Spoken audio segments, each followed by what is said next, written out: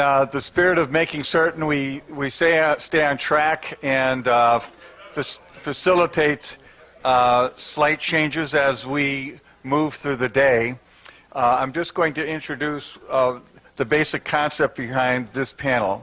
And that's very simply something that's happened this year, very similar to the space weather strategy. So earlier today, you heard a lot of people talk about how extreme space weather may shift our view of how emergency management works. We might not be rescued on day 4, it might be 44 or 404, so we all have to take a stronger role in thinking about and caring about and doing something about these threats. On the heels of that announcement, the Defense Threat Reduction Agency came out with a request for proposals, not to the standard defense industry, but to every inventor in a garage, saying that the threat of EMP is so significant, we might not only lose the grid for weeks or months, but the affected parts of the grid may not be recoverable. And it's not only important for us on the military base in that event to have protected key elements on the base, but these bases will not be viable if the civilian critical infrastructure on which we're depending fails us. How long will a military base operate without water, without sewer, without food, without the hospital down the road? And that's the purpose of that. And so, given that, we'd like to talk about the significance of these other parts of the civilian infrastructure, the critical infrastructure that the bases depend on, and what's required to protect them, and what are we thinking about. Earlier, for example, Kevin will be interested in this, someone asked a presenter, so we're about to launch this new FirstNet network that everybody's going to need to be more capably connected with each other in an emergency. And when we need that network in the most severe emergency, will it be there for us? Will it be there for us when EMP happens, when GMD happens, and so on? All of these come back to that basic question, is how dependent are we on the civilian critical infrastructure that even the military bases need to survive? And to start, because we have Mr. Kevin Briggs has been very much involved in that from the Department of Homeland Security, and he has some slides. And the general wants to be able to comment or criticize afterwards, and he doesn't want to go first. That's right. But he knows that he's got to leave some words to the senior statesman, Ambassador Cooper. We'll probably start with Mr. Kevin Briggs. Okay. But they all outrank me, so they could change their order and do it any way they want. Thank you very much. But here's Kevin Briggs, so you can decide how you might like to word this. And I just broke your clicker. No, I didn't break it, but I dropped it. There you go. Thank you. Chuck, thank you very much. Appreciate the opportunity to. You actually get to keep that one if you wish. I'll keep one up here just in case the lights go out for some reason. You can think of a lot of ways here. As Chuck said, I'm with the Department of Homeland Security. I'm at the cyber end of the spectrum, but we also do physical risks. So I'm with the NCCIC. Acronyms are the National Cybersecurity and Communications Integration Center. And I lead the team that does the modeling analysis of things like EMP. And I'm hoping this does something that I hit it. Say maybe. Next and maybe that'll there you go. Okay, I think we have the technology. Just a very quick level setting of what the department views as EMP. It is a multi-dimensional threat. We do not lean just toward the nuclear, but also look at solar and radio frequency weapons. And the focus of the briefing, though, will be mainly on source region EMP and on high altitude EMP. There are a lot of misconceptions out there with regard to source region EMP. In some documents, you'll see that they attribute it to about a 2 to 5 kilometer destruction zone.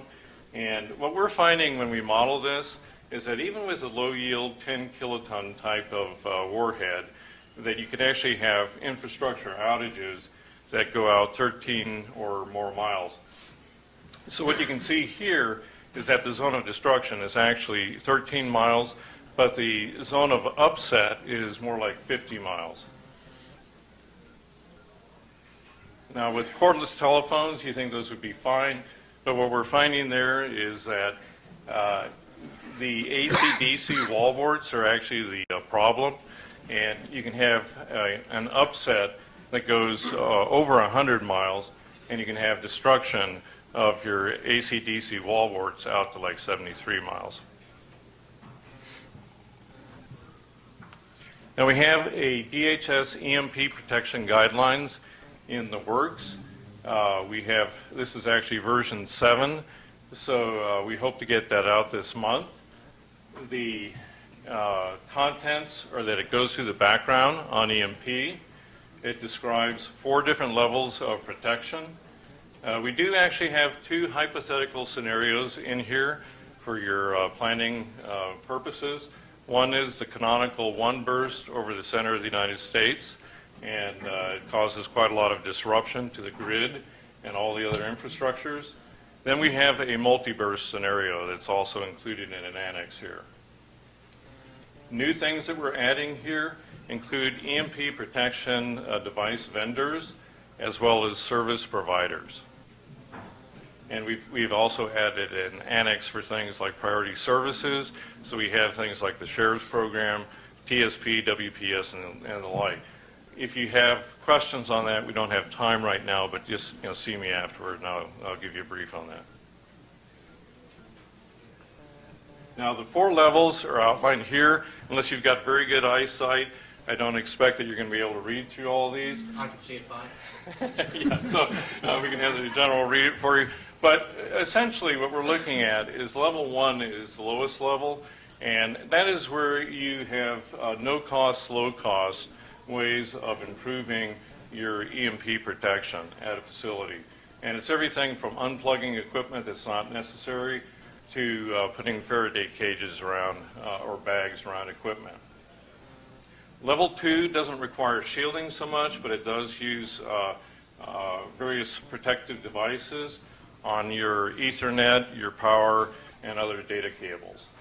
Level 3 isn't at the military standard, but it is at the best commercial standards out there with IEC or ITU. And then level 4 is what you would call a normal nuclear hardening criteria of the military.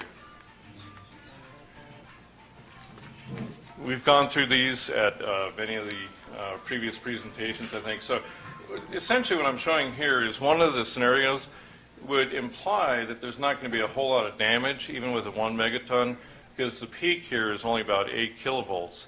But we're learning through the modeling that you really do have to do the coupling calculations. So in the protection guidelines, we actually include information on what would actually happen and our expectation with different infrastructures. Like this one is with a north-south oriented Cat5 cable, and you can see that like with a source region, you had a destruction zone of maybe 13 miles. Here, with a 100-foot long Ethernet cable inside of a building, you've got destruction, and you can't perhaps see it all there, but you've got destruction that goes from the upper portions of the United States all the way down to Texas and covers most of the United States. Again, in comparison with what we said earlier about the AC-DC wall adapters for your cordless phones or whatever device it's supporting, that most of the United States with 1 burst would be taken out potentially as far as your AC-DC adapters. That's 1 burst. Now your backups, because if you lose your phone, you lose your internet, what do you have? You have things like HF radios, which many of us know and love.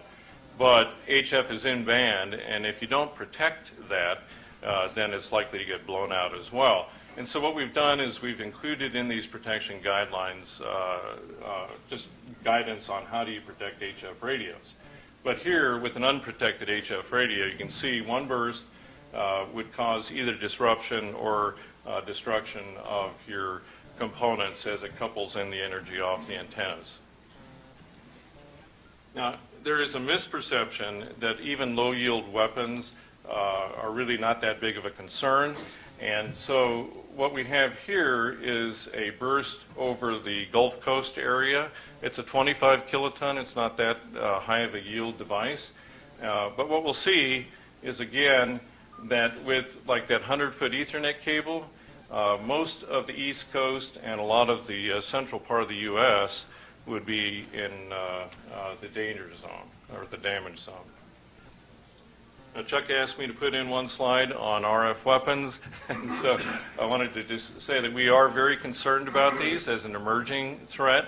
The guidelines that we're using right now do cover frequencies up to 18 gigahertz rather than just stopping at 1 gigahertz, and it's a major concern for us as a department because these are threats that are in the thousands of dollars range.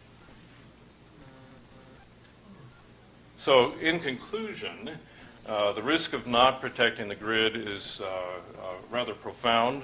One burst on the ground, whether it be a 10 KT or another small device, is still causing destruction of electronics out to perhaps 100 miles. Now that doesn't mean that every device in that area is going to get fried, but a significant portion could be. Likewise, the hemp or the high altitude EMP, one burst, if it's well placed, could take out a lot of the infrastructure across the continental United States. And so with Dr. Graham and others, we would agree that it's near certain that the grid would go down, given the control systems and everything else that would be at disruption. RF weapons are the new area of concern, in that all of the critical infrastructures are at risk to RF weapons. EMP protection can be low cost. I keep hearing that it's a high cost item, but actually as we have studied it, and you can see some of the things are almost no cost, but even on the higher end, it's at the beginning of a system, it's like 3 to 5%. And if you are retrofitting, it can be more, but it's still, compared to the threat you're mitigating, it's not that expensive. The last thing here is that we do need no cost, or basically cost-effective EMP solutions through more than just the grid. And we have projects working on microgrids as well. I can't, because of some of the proprietary nature, go into some of that, but we do endorse the need for that, and we're glad that DoD is working on those things. So with that, I'll turn it back over. Thank you.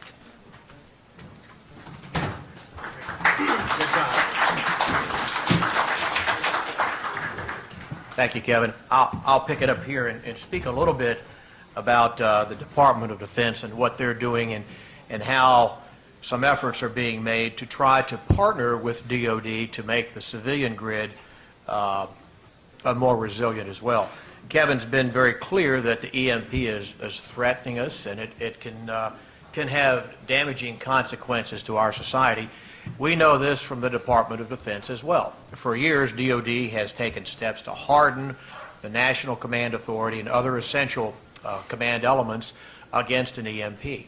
We've most recently seen that at United States Northern Command in Colorado Springs, where the commander out there testified before Congress that they're putting upwards of $400 million, I believe is the sum, but 700. 700, the ambassador just told me to inflate that here, so $700 million to retrofit Cheyenne Mountain, the old Cold War installation there that was originally designed to provide resiliency against a nuclear threat or nuclear detonation. Now we're redesigning that to make it resilient against an EMP.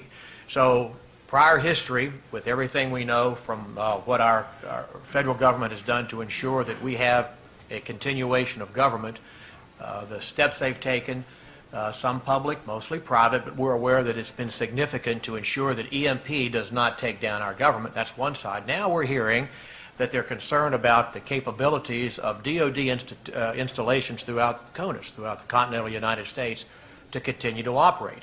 And it's obvious from all that we know and from what we've heard from comments today is that the Department of Defense is reliant upon the civilian infrastructure to provide for the power, for the water, for everything they need to do not only day-to-day operations, but power projection capabilities in the event that we're on a wartime footing. So we're seeing steps taken, some pretty inventive, others not so much, but the steps are being taken in varying degrees for DoD installations to get themselves off the power grid. The microgrids are being developed, some with solar power, some with other more conventional power, but to take them off to ensure that should the civilian power grid go down from either a natural event such as a solar storm or from an intentional hostile act from an enemy, that we still have the ability to ensure that our DoD facilities will be able to defend the country. We have been working on several projects around the country where we're trying to partner with DoD to have what I would say kind of a tangential positive effect for local communities. I'll share one specifically with you, and then I'll yield the floor to Ambassador Cooper. In the Richmond area, we have a little metropolitan area that includes a smaller city to the south of us, about 20 miles, called Petersburg. Now, Petersburg, for you Civil War buffs, might be known as the Battle of the Crater, but more recently, it has seen a real growth in a DoD installation called Fort Lee. CASCOM, which is the headquarters for the combat support arena there, training and of the soldiers there for the combat support and combat service support for Quartermaster Transportation and Ordnance is headed up there at Fort Lee. Fort Lee is interested and is taking some steps to develop a microgrid for their self-reliance. Now, adjacent to Fort Lee and to Petersburg is a small town called Hopewell. Hopewell sits right on the James River and is the home to to a couple very important chemical plants there. So what we have come up with, and we've talked with the Commonwealth of Virginia's government, is to talk about assisting Fort Lee in a partnership. We're developing one where we have the economic power of it's called the Crater Economic Development Partnership, I believe, but it's the Dinwiddie County, Petersburg, Hopewell area that surrounds Fort Lee. To get them involved in this, along with Fort Lee, to develop a microgrid that not only will ensure that Fort Lee has the capability to continue to operate in the event that the grid is down, but also to have power that can be moved over to provide COOP capabilities for Virginia in Petersburg, again 20 miles just to the south, hardly a large trek to get there. Plus, we would have the tangential benefit of ensuring that the very toxic chemicals that are manufactured in Hopewell can have at least some type of capability and power there to ensure we don't have a spill or something that could be environmentally damaging as well. So one small project, I can't tell you the hurdles we're encountering trying to make this go forward, but I think Kevin highlights the point that DHS is concerned about this. We certainly are from the Virginia point of view, and we know DoD is there. And I think that if we work together, we can all benefit from the steps that DoD is taking, perhaps as the lead agency, and benefit our communities as well. So you all know Ambassador Hank Cooper, chairman of High Frontiers. That is an organization that does a lot to integrate defense capabilities with local communities. So Ambassador Cooper, I'll ask you to comment on this, and then we'll open the floor for questions. Yeah, what I'd like to take my few minutes to discuss is the role of the National Guard in dealing with this kind of an issue, and in particular how in the future it might prepare to help restore our nuclear reactors, which I consider to be an island from which we can deal with the black start condition in a constructive way. Although we're not prepared to do it today, and the Guard is not prepared to do it.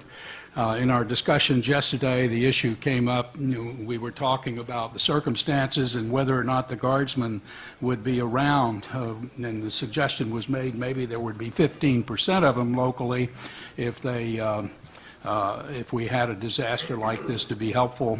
And my reaction to that was, well, I have a lot of confidence in the guys who wear the uniform, whether they're Guardsmen or otherwise, and if their leaders know what they're doing and they're trained to do it, I think you can count on being there.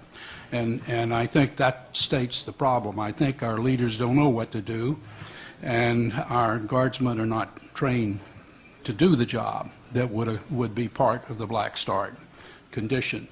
So, and I want to say a word or two about the reactors. I assume most in this room recognize that nuclear reactors shut down in the case of a grid collapse. They do this to protect themselves. They'd be freewheeling their generators, the turbines, if they kept operating. And then the problem becomes whether or not you can restart them and how soon you can restart them. They have diesel generators, all of them do, sometimes several of them. The problem becomes gasoline or diesel fuel after a while to support them, and those are there for the cooling water, to protect the rods that are in neighboring pools, and also ultimately to assure that the grid itself, the reactor itself, doesn't melt down. So they're a potential hazard in the long run for those of us who live around them, and let me just say that something on the order of 3/4 of the reactors in this country are in the Eastern Interconnect, which extends all the way out above Texas, as I recall. I don't have a map in front of me. So and that's the bulk of the population of the country as well. So on the one hand, if we don't deal with these issues and we have the worst case develop, then we have a hazard. We have Fukushima on our hands in the eastern seaboard all the way out to Texas, potentially. On the other hand, if we're smart about how we protect the reactors, prepared to restart them in the case of a major shutdown of this sort, then they become a resource for reconstructing the grid. That's because each of these reactors has probably years' worth of fuel there. So if we can figure out how to set them back up so that they're operationally functional and so on, then they become a basis for restarting the grid for the civil population, but also for the military bases as well. Now, to do this, you have to think about several problems, and it's been a long time since my technical skills were sharply honed, but I remember enough about the past to realize that you have to replace the load. If you don't replace the load on those reactors when you try to restart them, if you force them, then they'll destroy themselves. That's why they shut down in the first place. So we have to have a load that goes on. We have to have the resources to restart them too. The diesel generators don't have enough power. George Baker and I have done a little bit of speculating on this, and we think you need on the order of, 50 megawatts or so of power to restart a reactor.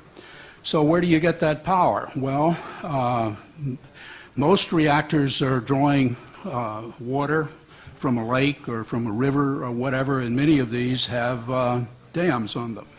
And many of those dams are hydroelectric power sources, and they will be there if they're hardened. So you can imagine an architecture that says, I will make sure that the hydroelectric plant is hard, I'll make sure that the interconnections between that and the reactor plant is hardened, and I'll also worry about making sure that I have at least some buffer zone of the grid outside the reactor hardened, so that I have a load. And I think I need an invention that some of you creative folks might figure out how to do. I need a variable load that I can set up when I restart the reactor at one level. And then as I bring up the grid, I have a vernier of sorts, a rheostat, I don't know what the right term is, so that I can back off on my surrogate load as I bring up the real load. And so now I can figure on how, if I proceed down this path, how I have islands of support from which I can restore the rest of the grid, whatever they're doing. And I'm not arguing you shouldn't be doing other things as well. And by the way, coal power plants are more resilient than the other power plants around, and then if we don't shut them all down, that's an alternative to the hydroelectric plant that I gave you as a model. So the thought I'd like to leave the group with, since I haven't heard any discussion at this point, is that we really should be giving serious consideration to the potential solution set that can be built up around our reactor plants. We have on the order of 100, I think it's a couple less than that at this point, operating around the nation. It's a resource. And that's the power to keep you going for 2 years You'll be down from your main line with all these transformers being shut down, but trust me, if you got 20% of what you have, that's better than none of what you have. And in case of South Carolina, where I'm worrying this most carefully, 60% of our electricity comes from nuclear reactors, which is why I put it very high on my list of things I'm working on. I think that's the main thought I want to leave you with. Be happy to take questions.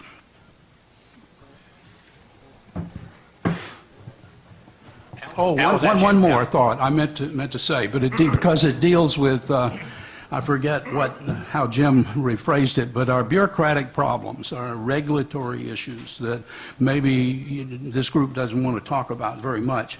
I have more confidence in the Nuclear Regulatory Commission, frankly, than I do in the NERC-FERC arrangement that dominates all the rest of the considerations on the grid.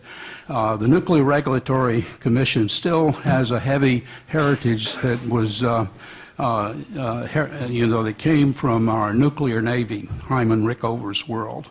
And there are a lot of competent engineers that have been associated with that institution over the years. And the current commissioner, I believe, has been associated with the operations there for some 30 years. So I'm hopeful, at least, that if we can figure out how to deal with this problem, and I don't know what the regulatory problems might be, but that we might have a more friendly audience in working it with the NRC than we have with NERC and FERC. Al? Thank you. Al Small, this question for Ambassador Cooper. If you're going to be using hydroelectric dams to be the start power for the black start for the nuclear reactors, rather than dummy loads like we use in ham radio, why not pump the water back up into the reservoir and adjust how much you're pumping based on how much load you need? Then you're saving that energy, you're storing it for further use. I think that could, if I understand what your suggestion, one of the alternatives for the surrogate load that I mentioned that you have to have as a vernier is to, it's like when I studied thermodynamics, somebody showed me studying the second law or something like this paddle in the water. One of the ways to have that vernier operation is to drive some kind of a turbine inside the water from the reactor and scale back the power requirements as appropriate. So I think I got the gist of your idea. I think that makes sense. Al, I'd patent that idea as soon as you leave the room.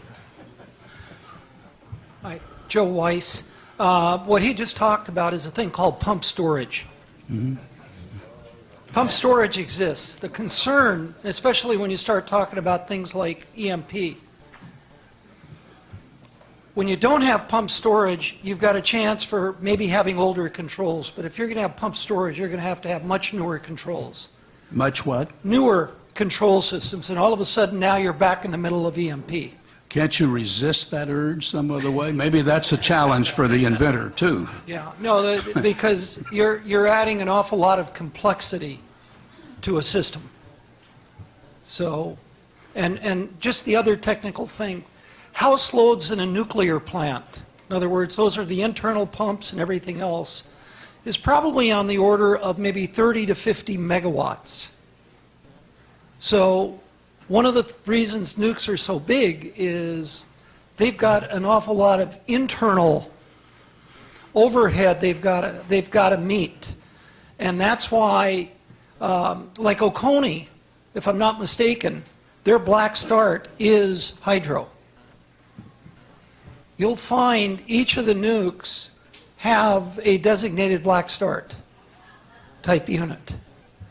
But the other thing is, again, just being a bit technical, boiling water reactors are designed so that you can essentially move load up and down. It's not near as easy with a pressurized water reactor. You know, these things were designed to be base load. So the idea of trying to use those to play isn't quite as simple as it may sound. That's all I wanted to get across. Okay, thank you. Well, my only reaction to this is I'm not trying to invent the solution in technical detail here. I'm just saying, on the one hand, you have a problem if you don't deal with it. On the other hand, if you're smart about dealing with the problem, maybe you've got a pathway to a solution. Chuck, we are concluded, I believe. Jerry, okay?